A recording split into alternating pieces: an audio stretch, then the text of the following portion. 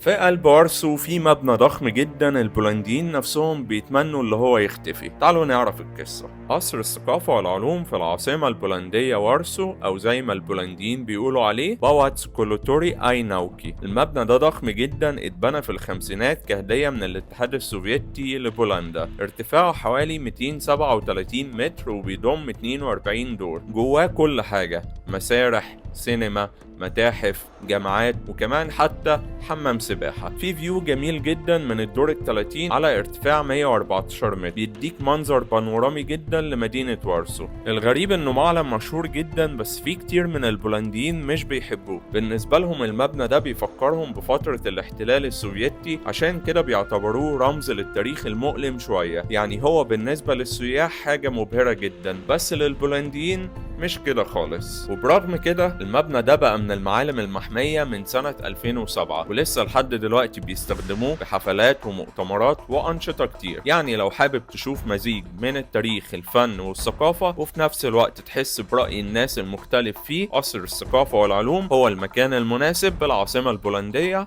وارسو.